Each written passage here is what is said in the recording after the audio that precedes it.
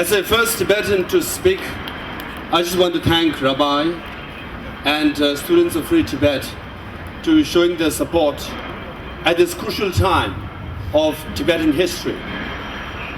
Ladies and gentlemen, we are here to mourn the death of 150 Tibetans, brave men and women of Tibet. We are here to admire the courage of these Tibetans who have died and who are in prison. We are here to appreciate the sacrifice these 150 Tibetans made and many who are in Tibet. But mind you, these 150 brave Tibetans from the valleys of Lhasa, from the lakes of Amdo, from the forest of Kham, they all rose up and said, we don't have guns, but we have the courage to stand before guns and take bullets. They stood up and said, we don't have tanks, but we have the conviction to stand before tanks. They stood up and said, we don't have army, but we have the guts to stand before the mighty army of China. They stood up because they said the truth is on our side. The truth is that from Amdo to Kham to Uysan, the universal and united slogan of Tibetan people was that long live the Dalai Lama. We want our leader, the Dalai Lama, to be back to the land he was born, to be back to the land where he belongs, to be back to the people who are fervently loyal, dedicated and faithful.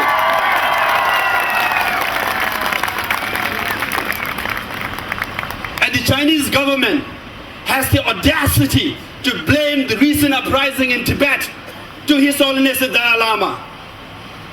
They are trying to use the same old trick that even if it is a lie, if you repeat it 100 times, it becomes a truth. To that we say, no, no, no, not anymore this time, because the truth is on our side and who are in prison.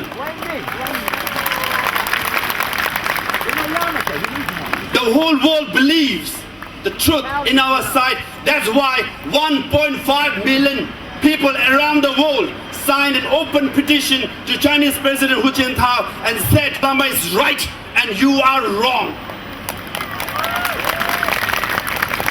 Even brave men and women from China, the Chinese people, wrote an open letter to Chinese President Hu Jintao and said, Dalai Lama is right, you are wrong.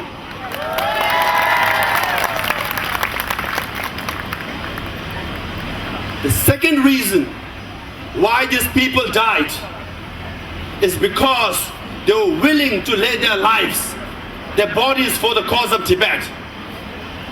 The second truth, again, the slogan raised by Tibetans from all walks of life, men and women, monks and nuns, nomads and farmers, young and old, educated and uneducated, they all say the same thing. The truth is, Tibet belongs to Tibetan people. Tibet, called the roof of the world. The rivers are the witness. The mountains of Tibet are the witness. The forests of Tibet are the witness. The gods and deities of Tibet are the witness that Tibet belongs to Tibetan people. On the roof of the world, Tibetans have survived for hundreds and thousands of years. Our forefathers and forefathers have herd their yaks in the mountains. Our grandmother and great-grandmother have tilled the field so that Tibetans could survive and sustain their civilization and their identity.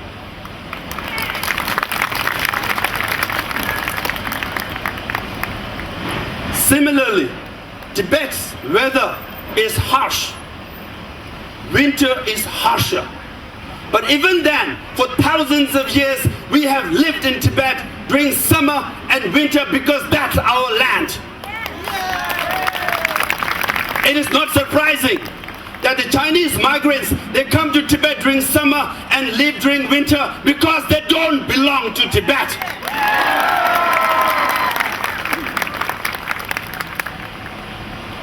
We Tibetans eat samba, which grows in Tibet.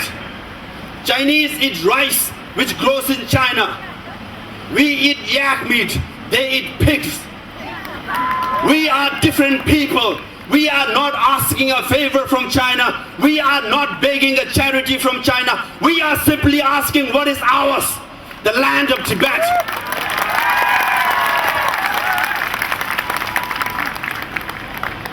Tibetan people are proud people.